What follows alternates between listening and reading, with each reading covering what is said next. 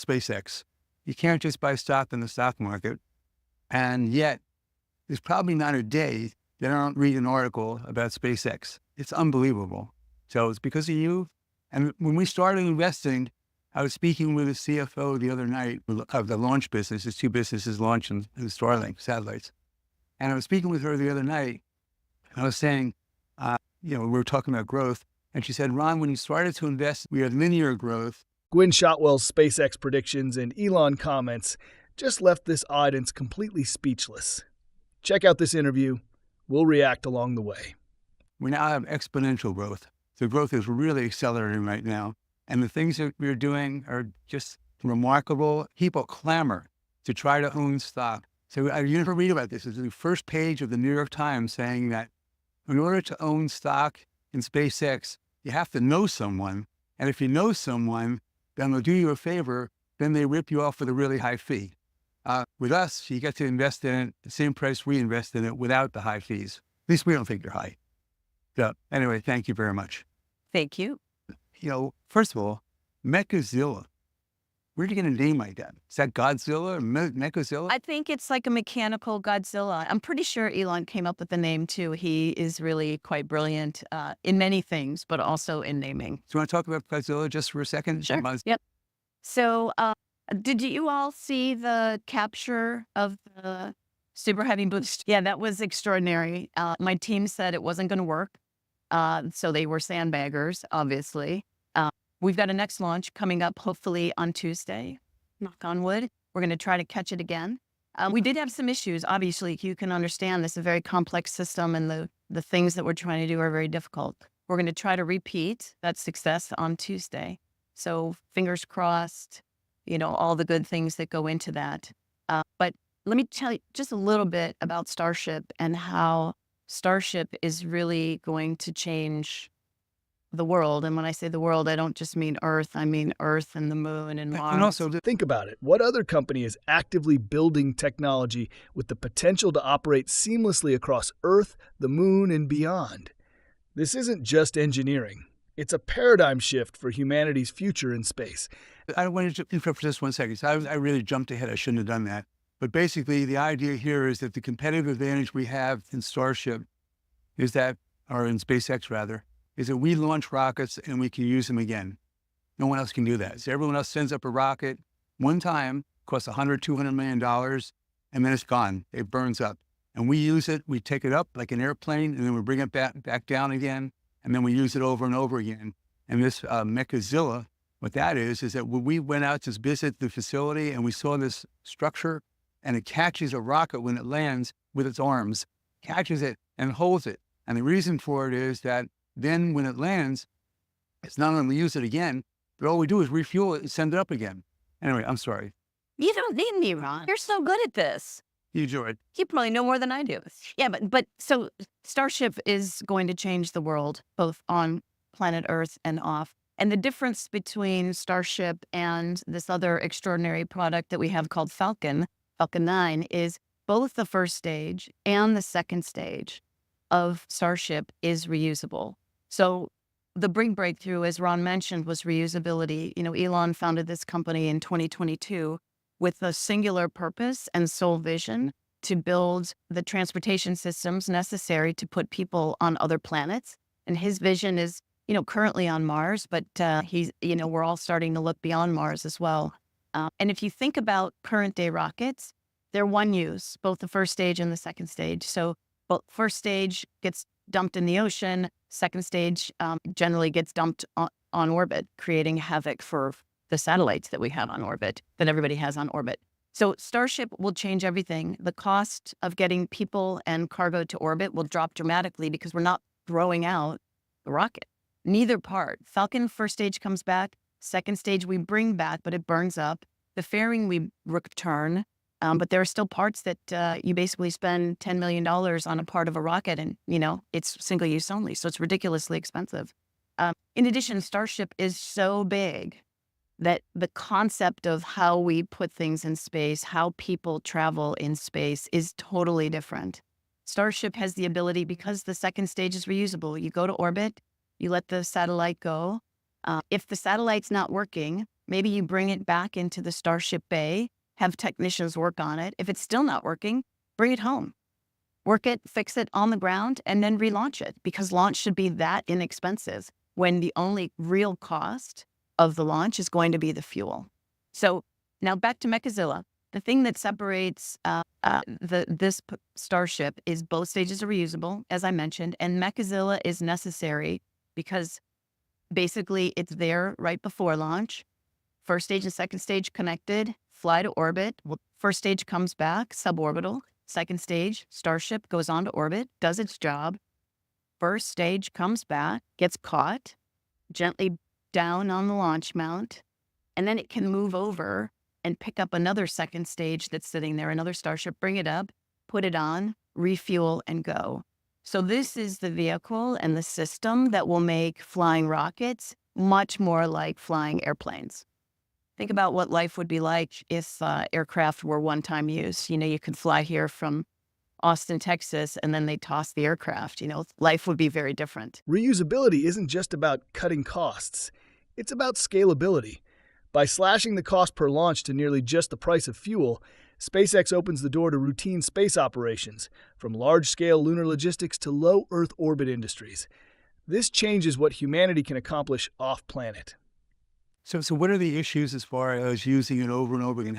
So at one point we want to launch 2 or 3 a day, and we're going to have this long-term mission to get to Mars. I mean, how hard is it to get permission to do that? Permissions are a different thing. Technology is easy. Physics is easy. People are hard. And regulator people are the hardest. So why are the regulators so hard, and how are we going to deal with that? Regulations, if you think about SpaceX and what we've done in this industry, a big year for a space company is 10 launches a year, maybe 12 launches a year. We flew 96 last year. We'll do something over 130 launches this year. The regulatory regime and the rules associated with that were built for that 10 launch a year per company, not 100 or 130 or 160. And so if you launch 10 times a year, let's say roughly, let's make it easy, once a month, the regulatory system has time to license that launch. It's got at least a month before the next one. I launch Falcon every 2 or 2.5 days. And the regs just weren't built to keep up with that. So how do you get that? If the technology exists to launch rockets every 2 days, why are regulations stuck in a once-a-month mindset? Isn't it time for policy to evolve alongside innovation? SpaceX's rapid cadence exposes the gap between ambition and bureaucracy, and solving that could redefine what's possible in space exploration. How do you get that to change? Well, regs take 5 years to change. So we'll be working through waivers. They're called guidance papers to try to operationalize the regulatory regime. You know, we never complain about regulation. It's not there is regulation. It's that regulation in the U.S., maybe globally, maybe not China, but maybe everywhere else, regulation is slowing technology down.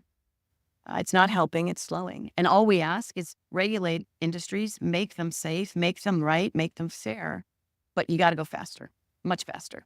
Is anyone else trying to land rockets over and over again and use them over and over again? China has had some success in that. And there are other organizations in the U.S. that are also trying to land rockets. We're now doing more satellite business instead of just launching other people's satellites. We're making them ourselves. Yes, we make a lot of satellites, 50 or 60 satellites a week we build. And I've grown up in this industry, by the way. I started my aerospace career in 1988. The children say it was just after the Ice Age. And in that time frame, you know, 1 satellite launch per year per company was a big deal. And it would take 10 years to develop that satellite. We developed the Starlink system. We're on we call it version 2, but it's probably like 3.5. We started the program in 2015. We launched in 2019. And we're on version 3, roughly 3.5. We'll call it version 2 now. And we build 60 satellites a week. Imagine building 60 satellites a week, but waiting years for regulatory adjustments to catch up. How long can the U.S. maintain its edge if policies designed for the past keep throttling progress? This isn't just about rules. It's about staying competitive on a global scale. And we're doing this also for Starshield. Starshield is a very interesting area. Starshield, can you explain what that is? Yeah. So Starlink is the commercial product that we have. Who has Starlink? Wow, you guys need to buy Starlink. It's the best internet available. How could you not own Starlink? I have 7 of them.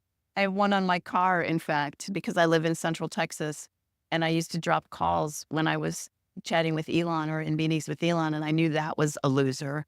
So I got a Mini and put it on ski racks on my Model S Tesla. So I don't drop calls with Elon anymore. It's way better. It's way better. So Starshield Is basically a derivative of the commercial product Starlink for government use, government applications. So you once told me that one of the only things that's preventing my grandchildren from speaking Mandarin is SpaceX. Oh, no, that was very bold of me. Probably true. But the idea about Starshield, that protects our nation. It does some mission areas. It is certainly not the entire suite of things that are important for national security. But it's a very important element of it. I think it's very important. And the other satellites that we're building for mass use are what? So we have the Starlink system, which is broadband, available globally where the beams will go down any place on the globe, but we still have licenses to get. I think we're in 114 countries and markets with about 100 or 120 to go. So that is broadband. In your car, on your RV, in your home, camping, that's Starlink. Starshield is a derivative of that, again, for government use, with slightly different kind of concepts employed. And then we also have started launching what we call our direct-to-cell business. Some people call it direct-to-device, where your cell phone is communicating with low Earth orbiting satellites. And right now, we'll be rolling that out very quickly, probably within the next month or so. And initially, it will be very light data and messaging, text messaging. And as we continue to evolve the product and the satellite system, it will do more. By going direct to cell, SpaceX is expanding its TAM exponentially. It's no longer just serving remote regions or specialized industries. It's tapping into the global smartphone market, which exceeds 6 billion users. This move doesn't just disrupt telecom, it redefines the competitive landscape.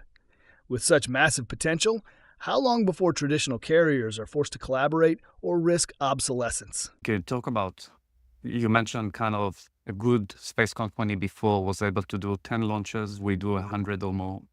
1 satellite a year. We do a lot more than that, thousands. Why? How do we get there? Can anyone really catch up, and how? Well, I hope others can catch up, right? It's good. Competition is good for industries. You guys should want competition. It keeps us, very focused. But at least on launch and both satellite production and deployment, we are ahead. It will be hard to catch us on launch because I actually think launch is harder than satellites. And that is not to diss my Starlink team by any stretch. But launches are hard. It's this 1 million pounds of explosion that you have to keep controlled and directed in the right way so that the rocket goes up.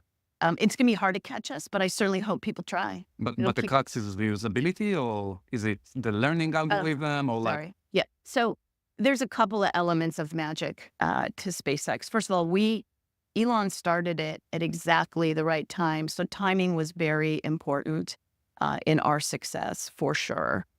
Elon is magic sauce for this company as well. He's not only kind of technology driven, but he's run companies, very successful companies, and he focuses on the technology in concert with the business itself. So we've made technology decisions that ended up being very good for business. It wasn't like the business people on this side and the tech folks on this side. We've been a very integrated team since the beginning. And frankly, I have 15,000 of the finest employees on planet Earth. So I think that, they're amazing. The combination of perfect timing, unified business and tech strategies, and exceptional talent is what propels SpaceX ahead. While competition is healthy, replicating this level of synergy across all fronts is an uphill battle for others. And then you mentioned that we, with Starship, potentially will get to a cost of a flight with just fuel. Largely just fuel. So I think if I go back, I think in the shuttle, the cost per kilo to low Earth orbit was around $50,000. We'll reduce it by 90% with Falcon 9, potentially reduce it by another 90%. Well, what does Potentially. it mean for all of us if we can really get costs so much lower with space launch? Well, what we're hoping to do with the work that we're doing is to allow ordinary people to go to space. I want to go to the moon. I think Elon wants to retire on Mars. I'm not interested in Mars. I don't like camping. And I think it will be a really long time till Mars is nice enough. Probably not in my lifetime. But hopefully we're also so we want people to fly to other planets, to go to the moon, to go to Mars. And hopefully, maybe, well, certainly not this century, maybe hopefully next century, our great-grandchildren could fly to other planets beyond our solar system and find sentient life somewhere else. That, to me, is the coolest part of what we're doing. Can you imagine going and meeting other people? Whatever. Yeah, sentient beings. So how many planets do you think there are that are the size of Earth, that are the same distance from the sun, that have nitrogen and hydrogen and oxygen? So I just read last week, actually, that I think 20% of star systems have planets in what they call the habitable zone. So it's billions of potential, more than billions, because I think there's 1 billion trillion star systems. And roughly 20% of those would have planets. I'm not saying that they all have life, certainly not evolved, to where we are. Some might have evolved further than us. So 14 billion years ago, the Big Bang, 13.5 billion years ago, the first light, and then Earth is 4 billion years old. Yes. And humanity here has only been 20, 30, 40,000 years. I think slightly older than that. There's actually quite a bit of disagreement in that, but roughly. Yeah. But you have to match. By the way, I do believe that there are other sentient beings. I certainly hope it's not just us. That feels both egotistical and frightening, at the same time. So I do believe that there is other life. I don't think they've gotten here yet. So We can argue about that over a glass of wine. Reducing the cost of space launches by such an immense margin means the dream of ordinary people traveling to the moon or Mars could become a reality. It's not just about science, it's about expanding human potential across the stars. Museum of Natural, yeah, maybe. I think I know one. So Museum of Natural History, when you go there in the dinosaur room, in front of it, there's 5 boxes or 6 boxes that are glass. And you look into them and it says that each one of these, this represents an extinction event on planet Earth of all life for 6 different times, which is what Elon is talking about how he wants to have another place To live. if this happens, or to figure out what we can do with our spaceships to prevent that from happening again. So you obviously think that this is potentially to happen again? I think it's inevitable. I think it's the cycle of planets. And luckily, those cycles are in millions of years, tens of millions of years, So even if hundreds you're- of millions of years. So I probably am not going to catch it on mine, but hopefully progeny, well, not hopefully I will have grandchildren and great-great-grandchildren. But, at some point it is likely to happen, to define the period of time of likelihood. And so I think it's really important for humans to, and then go to Proxima, and then wherever the next nearest star system is with a habitable planet. So the competitive advantage, where other people can't easily do what we do, is that we can use the rockets over and over again, and they keep getting better and better and better. And I look at rockets, it's like a tube, just a tube to me. What's so complicated about it? And by the way, you talked also about how Starship is so big. How big? How big is it? It's the biggest rocket ever? Yes, it's very big. 30 It's very stories? big. It's a technical term. It's gigantic. It looks like, have you gone for a launch? Yeah. You've been, right? It looks like a high-rise New York office building lifting off the ground. It's gigantic. It's like 30 or 40 stories tall. Yes. So take a 30 or 40-story building in New York and put rockets on it and expect it to fly. Yeah. Remembering that rocket engines are just controlling a giant explosion in the chamber and directing the exhaust this way so that the rocket goes this way. When you think about it, launching a rocket is essentially controlling a giant explosion. The scale of SpaceX's Starship shows just how challenging it is to push humanity beyond Earth's orbit, and why that technology is so difficult for others to replicate. Yeah. It's a lot. So you're an engineer too. Do you know? I mean, Elon. I read about, or I'm told about these skip meetings he has, and every now and then you tell me, well, he comes here and he gets a bunch of people in the room, and then he says that we should do this, and people just look at themselves and they say, well, how can we do that? And then he leaves, and you say, well, if he says you can do it, you can do it, and figure out how to do it. So he has these skip meetings. They call them skip meetings. Skip levels. So tell what those are. And he just goes into a meeting. So I think skip level meetings are a really important management technique for any company. What you want to do is make sure your direct reports are not withholding information or preventing bad news from rising. And it's natural tendency, right? It's not like these employees are bad. It's just that, like, I feel like my job is to solve problems that people that work for me were not able to solve themselves. It's fine. They can't all solve all the problems. So they come to me, and then if I can't solve a problem, I'll send it to Elon, and I try not to do that. And you don't like sharing bad news, but the earlier you share bad news, the better, because then you have more time to solve the problem, right? And so skip levels are important because sometimes people are a little more candid or a little more worried about that thing, even if their manager thinks we're going to get it and they're going to solve the problem. It's just nice to know as early as possible. So skip levels are very important. The other reason, by the way, not only to seek information and truth and real risk to a project, timeline, or technology, I think it's really important to meet the folks that, that work for you. If you think about 15,000 people, I couldn't meet 15,000 people every year, so there are lots of people that I've never seen, never said hi to. And this is a really, I think, valuable opportunity to meet people. And skip levels don't just have to be one level. In fact, I love to meet with our technicians that are building our rockets and spaceships, bring them into a room and chat with them in groups just to make sure things are going well.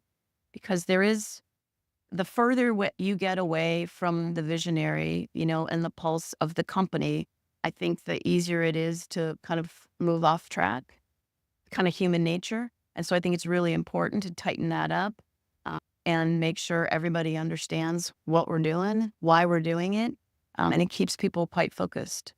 So one of your directors is a friend of Elon's from college, and he's on board of SpaceX and of Tesla. And he was telling me he goes to these meetings. 15 people would come to a meeting with the supervisors not invited, but the people who do the work in all these different areas. Of one person needs software and hardware and chips and whatever. And each one would have a separate discipline.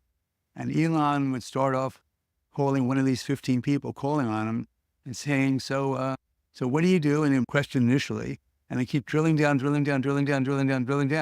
until he gets to this point where the person can't answer the question and says, sorry, I don't know the answer to that. And it was clear to everyone that Elon knows more about the discipline than the person who's performing the tasks. Is that accurate? In many areas. He is extraordinary, by the way. I love working for Elon. I don't have to work.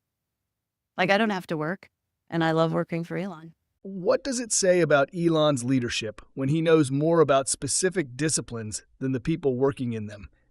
It suggests that he doesn't just lead from the top. He immerses himself in the technical and operational intricacies, ensuring that every decision is well informed.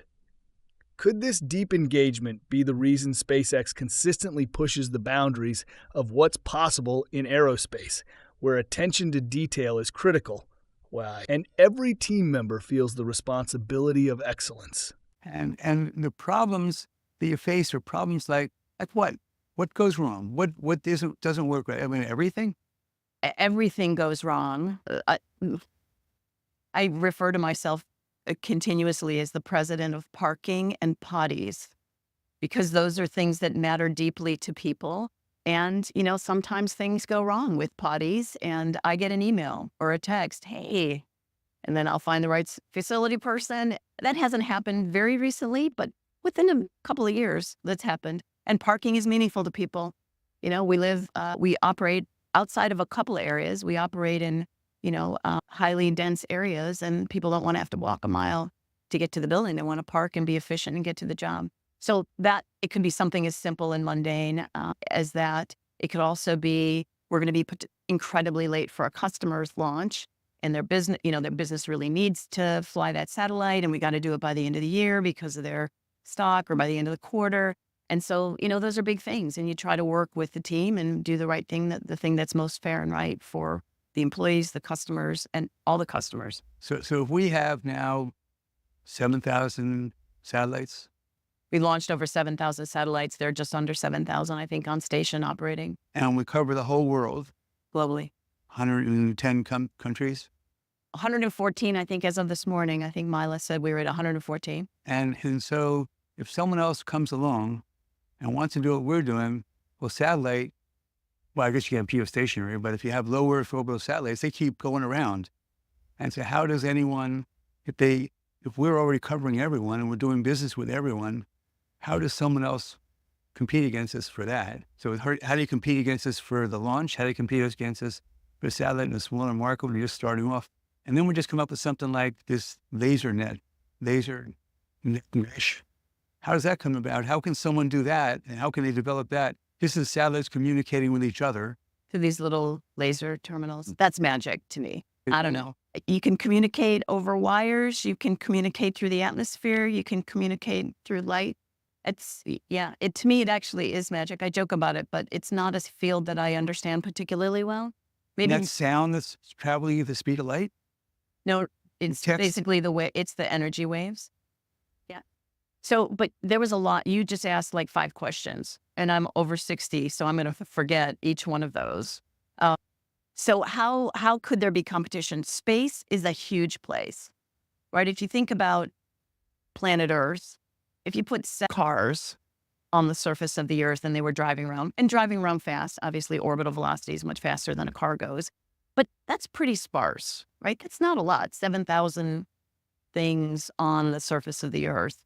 And every time you increase altitude, that shell is bigger and bigger. So even though 7,000 satellites sounds like a lot, space is big, and there are lots of layers. If you're thinking about like highways or freeways that are stacked, there are lots of stacking that you can do. So not only could another constellation be at a different altitude, and they're flying at a different altitude. Elon's humor about parking and potties highlights the incredibly human side of managing such a high-tech, high-stakes operation. It's easy to imagine SpaceX dealing with rocket launches and satellite constellations, but the reality is that even the smallest issues like parking or restroom facilities are critical to smooth operations. It's a reminder that running a company isn't just about big ideas or grand visions. It's about managing the day-to-day challenges that keep everything moving forward. How far apart do they have to be so they don't crash into each other? I think it depends on the technology of the satellite and how you're operating it, but you probably want to be 10 or 20 kilometers at least, altitude-wise. And that's a little our shell. bit further. That's the shell. And then a little bit further, I think, when you're in the same shell. But there's plenty of room. Space is big. But really the key to prevent satellites from mechanically interfering with each other is to be very candid about where your satellite is. And if you're going to move it, tell the community where you are and where you're going to go so that everybody can make sure that there's not going to be a traffic jam or a collision at worst case. So communication is really the key and probably the hardest thing to do to coordinate physically these satellites, because some nations don't want to talk about where their satellites are. I know we have some satellites, not SpaceX, but United States has some satellites that they probably don't want to talk about where they are. So communication is key in constellation management. But that's the physical space, competition for physical space. There's physical space. We just need to coordinate and be fair. As far as business goes, there are close to 8 billion people on the planet. We're serving not quite 5 million people yet.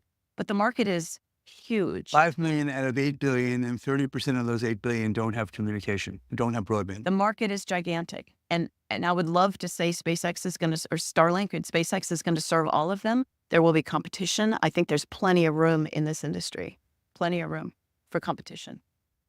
And they're caught. So when they're starting off, they're going to have to make a big front end investment in order to compete with us. And we've already invested. We already have all those satellites up there. It's going to be very burdensome, very hard for someone to compete broadly with us. They can do specialized. They have a special telescope or a special radar, but to be broad communications like us, it's going to be really hard. Be hard, not impossible. A lot of CapEx. And the longer they wait, the more CapEx. Yes. And our satellites we keep replacing our satellites, and the satellites keep getting more and more powerful. That is correct. And are there limits on that? Do we have to change? There'll be physical size limits, which physics will dictate how much power you can use on the satellite. The limit on the chips and the beams, this is magic again, just like the laser links are magic to this mechanical engineer's brain. How we communicate, our antennas, our transmit and our receive antennas seems a little magic to me as well.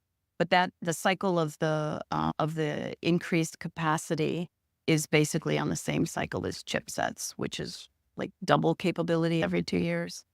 Moore's law. So the reason this laser link is really important is that when you're flying all over the place and you're over an area that's not friendly to us, is not friendly to the person's sending it or receiving it, then you don't want to bring it down to the ground. You don't want to go up and down into that area. All of a sudden, when you go up, then the laser takes it all over the place to all these different satellites. Is that correct? The challenge of coordinating satellites is made even more complex by the lack of transparency some nations have about their satellite positions. As pointed out, it's essential for the global community to communicate openly about satellite locations to avoid traffic jams in space. This transparency is not just a matter of safety, but a cornerstone of global space management. The fact that some countries choose not to share their satellite locations raises questions about how cooperation and coordination will evolve as more nations enter the space race. Yes, but I think really the beauty of the laser mesh is that the transmission speed is much better as you go satellite to satellite through the laser link. When you come down to the ground network, there are lots of switches and you lose a lot of time. Latency goes way up as you come to the ground and then either bounce back up or come to the ground, then go to fiber to a POP or something else. So the laser link is just a very efficient way to take data from one user in one part of the world to wherever that piece of data is supposed to go, either in another part of the world. Next door probably isn't as efficient. Fiber is really good for that kind of thing, but it's just much more efficient. And that's at the speed of light. Yes. The speed of light, so we can get it anywhere. Yes. Super fast. Super fast. In fact, that's the goal, right? Is to figure out a space transportation system that is the speed of light. I think physicists can envision getting a tenth or so the speed of light, which would make the closest star system Proxima Centauri. I think that's 4.3 light years away. So it will be 43 years to get to that planet that might have sentient life. That's still a long time. I don't know anybody that wants to be in a very luxurious ship. Unless you could travel backwards in time or forwards. I think wormholes would be super cool. Like just get there in an hour or two. So we got to find some wormholes between here and Proxima. The laser link's ability to dramatically reduce latency by bypassing traditional ground infrastructure is one of the key advantages that SpaceX's satellite network holds. By eliminating the need for ground-based switches and fiber optics, the laser links enable near instantaneous communication between satellites. This efficiency is crucial when you consider the vast distances involved and the need for global connectivity with minimal delays. Yeah. If we are talking about Starlink, maybe we can talk a little bit more about direct-to-device, why it might be interesting, and then on aviation, maritime, things that I think a lot of us think about Starlink as a residential solution. What other kind of use case around Starlink? So because of the fact that this constellation is in orbit above Earth, it can reach any place on the planet. It can physically can do that. Now, again, we don't operate in every market because you have to go country by country and get permission to do so. But think about where there are no cell towers, no 5G, middle of the ocean is a perfect example of this. Starlink is a great answer to communication, maritime communication. You can go to geo satellites, of course, but the trip time is much longer. Geo's roughly 10 times further away. So the data is roughly 10x slower. And it's two-way, so it's actually kind of 20x slower. So maritime is great. Aircraft, like how many of us go fly in an airplane and there's supposed to be crappy Wi-Fi and you get on the plane, they're like, Wi-Fi's down. Yeah, how much better is Starlink versus kind of the existing? You can't tell the difference between like real commercial broadband on the ground versus in aircraft with Starlink. It's completely transparent. We have a 737 that flies between Los Angeles because we have so much work going between Hawthorne and South Texas, which is where we're building and launching Starship right now. And we have Starlink, of course, on the plane. And so 150 or so SpaceX employees are diligently working, VPNing on Teams calls or Zoom calls, all of them on the plane. And it's pretty transparent. And then connecting to the question on the kind of evolution of technology. Yes. Today, Starlink that we see is already amazing compared to everything else, but it's probably the worst Starlink we'll ever see. Right? Like the next generation. Next generation will have smaller beams, more capacity per beam, lower latency. So we'll provide even better. It's even better. You know, it would be like instead of having, well, none of you have Starlink, which I really am chastising you for. But if you did have it, if you just had multiple dishes, you could get, gigabit per second speed. And what we'll do is instead of people having to have multiple dishes, we'll just improve the satellite signal and the receive signal, and you'll have gigabit, 2 gigabit per second speed. Like, no, I don't think you need more than that. Certainly not in a home, not even on an airplane. I have it at Vail, and I have it in Long Island at a house. So I do have Starlink so far. I want it more places. And one of the places that I'm really interested in having it is we have a NetJet. You can't go to all these different places that we want to go to visit companies if you're flying commercials, so we have NetJet. And I have been complaining for 2 years and about NetJets, and supposedly we were moving forward. And how come it never completed? We got United Airlines. And once one airplane gets it, everyone's got to get it, because if you're flying from California to New York, you're not going to fly Delta if you get it on United, and United has it and they don't. So once one person gets it, the competitor has to get it. So you just got United. Yeah, so we have United, we have Qatar Airways, we have Air France, we have Hawaiian. We're screaming on the airline business. It's just such a great product. And that's, by the way, that's really the lesson learned. It's not about marketing, not about sales. If you have a truly great product, people will buy it. People want it and they will buy it. And so that's very typical of Elon and his companies. He just wants to build an amazing product so that people want to use it. And it's got to make people's lives better. The conversation about the potential for faster-than-light travel is intriguing. Although space travel at a fraction of light speed remains a long-term dream, even traveling at 10% of the speed of light could drastically reduce travel time to distant star systems. However, the challenges of achieving this kind of speed are enormous, both in terms of physics and technological development. Whether we ever see space transportation systems capable of reaching other star systems, like Proxima Centauri, remains a fascinating possibility for the distant future. I think we talked about launch and Starlink. Is there any other kind of things that is under your development that was mentioning? I think just derivatives of that capability. For instance, Starlink, a constellation around planet Earth. We want to go build settlements on Mars. Well, in this day and age, you're not going to send people to Mars and have them not be able to communicate on the surface, right? So you need a Mars link. You need a Starlink constellation around Mars. And then certainly those people are going to want to communicate back, to Mother Earth, right? With their families and their friends that did want to hop on the ship and go camping on Mars. And so they'll be the communication system between Earth and Mars. Moonlander, right? Like ISS, deorbiting. There's a lot of other things, I think.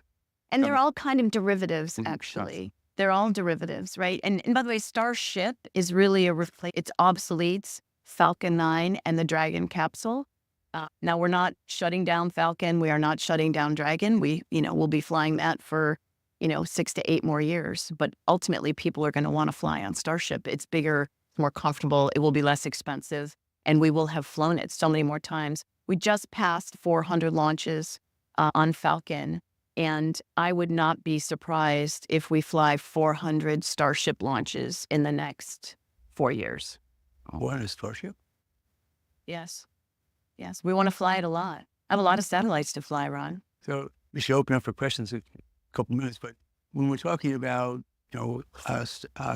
Starship and about the communication satellites, I was reading that you were in Brazil. You trekked all the way into the jungle. And I had the pleasure and opportunity, frankly, honor we flew into Manaus and got on a boat and took a 2-hour boat ride down the Amazon River and brought Starlink to this school that had never, these children had never seen the internet, had never been connected. And we watched videos. They did a call with Elon. And it was my favorite day of work ever. I think I posted on my X account. I got hugged up. Like, I'm such a mommy. I love my children. I want grandchildren. My children are not participating in my vision yet. So I got a room full of Brazilian school kids. I got hugs from all of them. And they were so excited about Starlink. And they knew Elon somehow, which was amazing. And that was my best day at work. My absolute best day at work was that day. But again, we only have 5 million people so far, Right. customers, and there's 2.5 billion people. And we don't have anyone really competing against us so far. They're coming. We'll see how they do. As I said earlier, I really hope that someone else is successful. It'll keep us sharp. We don't want to get complacent and turn into a dudgy company. We definitely don't want to be dungy. Don't want to be dudgy. You want to open it or? Sure. Okay. Okay. I'm ready for questions. Elon's vision for a Starlink constellation around Mars is both audacious and necessary. With plans for settlements on the Red Planet, could Mars Link be the key to bridging the gap in communication, allowing humans to stay connected across the vast distance between Earth and Mars? You mentioned that regulation is hard and technology is easy. Now that Elon Musk has taken a role in government, specifically the Department of Government Efficiency, will the regulation be easier? Big hope, by the way, is with this administration and this committee and probably others, I think everyone is starting to recognize in all industries that regulation really needs to be reinvented. And so I certainly hope, I probably spend more than half my time working regulatory issues. And I would love to be spending that time, meeting with my welders and meeting with the folks building Starlinks and Starships. So it's certainly the hope that we can figure out together how we make the regulatory organizations more efficient, make the regulations more efficient, and frankly, better. Not just faster, but better. How do you do that? It's hard. It's actually going to be quite hard. You need to really make sure you don't focus on the steps that are generally in regulation. You really want to focus on the outcome. You want Starship to be very safe. So there are simple things to do to make Starship not hurt people. You fly from a coastal area and you don't fly over people, not highly populated people. You know where the vehicle is. And if it looks like it's going to head down into a populated area, you blow it up, right? These are very simple things. And yet the regulation for launch is, thousands of pages if you were to read all the details and all the things that go into it. So simplifying, focusing on what's really important and sticking to that. Don't go off on tangents and science projects. Interesting, rockets are fascinating, but really stick to the one thing that matters, the one thing that you're trying to regulate for. And that is to make sure you don't hurt people. The complexity of current regulations can be stifling, and Musk's frustration with spending so much time navigating regulatory issues instead of focusing on innovation is a sentiment shared by many in the tech world. His approach to regulatory reform emphasizes the need for a shift in mindset, from an overwhelming focus on processes to a streamlined, goal-oriented framework. By concentrating on the key outcomes like public safety, regulation can become less of a hurdle and more of an enabler for progress. Do we do the examiners who are in charge of writing these regulations, or the people who are in charge of those people? Or do we actually try to get something a national system instead of a state system or regional? The process to do new rules is supposed to involve interested parties, but it takes 5 years to make a new reg. In fact, Starship is licensed under Part 4. Sorry, you're going to start eye-watering. We're licensed under Part 450. Falcon is licensed under a different regulatory regime. I could not bring Dragon, this capsule that has gone to space, carried over 50 folks. I could not get a license for Dragon to re-enter on Part 450. So you can imagine the struggle we have with Starship. It's bigger. We'll hopefully have more, and we're still trying to bring it in. So it's you fundamentally have to break down the current reg and figure out what's important, and only build a reg that's readable. No one's going to read thousands of pages, right? 5 pages. Figure out how to do it in 5 pages, then everybody reads it, everybody understands it, and we can all move forward together quickly. So when I think about Elon having a role, it seems to me that what is most likely for him to try to reduce costs and improve regulations is trying to get, have some oversight, to have some people here who can come up with sensible rules. These fundamentals. Yep. Right? That's one. And number two, to reduce costs in operations of defense, for example, instead of having this cost plus regimen, to make it where you bid like we do for the systems, instead of saying, okay, here's what you get, you spend it, and you get 12% off the top. So we send people to take longer and cost more than if they just were here. You say, okay, so you're going to get $2 billion or $3 billion. And if you can make a profit on it, great. If you can't, too bad. Yeah. I have not been shy about my disdain for the cost plus contracting regime that the government employs, less now than before. But think about you're to buy a computer online, and you say, I want to buy that computer. And they respond back saying, okay, we will build it for you. We will ship it to you. And then when you get it, we'll tell you what the final price is. Like, well, shouldn't you know what the price is? And even that's cost plus. That's cost plus. And by the way, if they screwed it up and they dropped it while they were manufacturing it and they have to get new parts, you're going to get charged for that too. Like, it is totally the wrong incentive for organizations to be effective and efficient with cost plus contracting. By the way, my compatriots in other companies hate me for saying that, but it doesn't matter. I think part of SpaceX's secret sauce and success has been when we say we're going to do something for this price, we never do it on time. We're very sorry about that. We are always late, but we always do what we say we're going to do every time. And we do it for the price that we said. SpaceX's struggle with the complexity of existing regulations is emblematic of broader issues that slow progress in the tech and space sectors. The idea of creating regulations that fit on 5 pages, clear, readable, and effective, represents a practical approach to overcoming bureaucratic inertia. A streamlined, accessible regulatory framework would allow businesses to move forward more efficiently while still addressing safety and other critical concerns. But the other guys are late and the stuff doesn't work. Half of it doesn't work. And the fee is several times what you thought it was going to be. You said it. They can hate you. Okay, let's go up. Number 7. Hi. Thank you for what you're doing for humanity. Obviously, this is an amazing business. It seems you're on the trajectory to be one of the most, if not the most dominant monopolies in the history of mankind as a business. Don't use the word monopoly. Well, yes. And I know you're supposed to say you have tons of competition. They're coming. We get it. It's not a planned monopoly, Yeah. right? If our competitors could get it together. Elon, like most things he does very intelligently, is getting involved politically. How often do you think about nationalization risk, like far in the future, given the fact that Starlink has become more important in conflict zones? in war? And sort of related to that, what do you envision the sovereign regime to be when you guys finally do get to Mars? That's a fascinating question, actually. Hopefully, it's a very low regulatory environment. Except that you're immigrants. You get to start from scratch. So we should put some really brilliant minds on what society looks like on Mars. Yeah, hopefully we do a really good job there. As far as nationalization goes, we work for the government in so many ways. The government is an extraordinary customer from us, both the Department of Defense as well as NASA.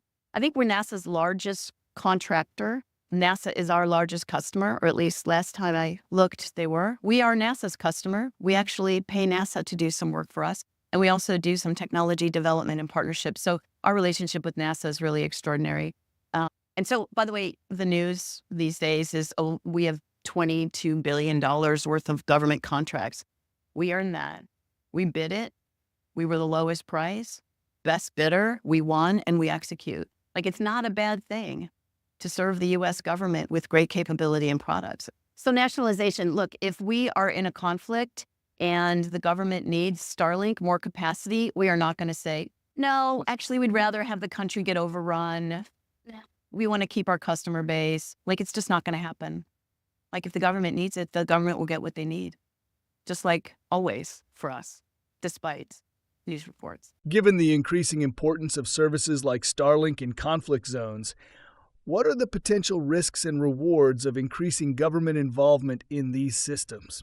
Could a future government-run version of such technologies ever match the innovation seen from private companies like SpaceX? I have my doubts. Number 5. Good question. You seem to really love your job.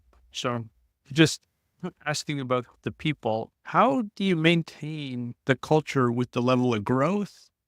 And how would you just describe the culture and the development at SpaceX over the past decade or so? So I get asked this question a lot, and I answer it very similarly, and I hope I'm answering it correctly. It's really hard to pull that apart, but there are elements that I think hold true to this. First of all, our vision and where we're going is very clear. Starlink might seem like a side project. It's not a side project. It's necessary once we get to Mars that there's, as I mentioned, a communication system. Our vision is to build the systems necessary to build settlements, successful riding settlements for humans on other planets, not deviated. Like, I'll never forget my first meeting with Elon. He's talking about going to Mars. And people didn't talk about going to Mars in 2002, not like sane people. And this was his passion. We have to ensure that humanity survives. And we need a risk management plan for people. From the time he was in college. Yes.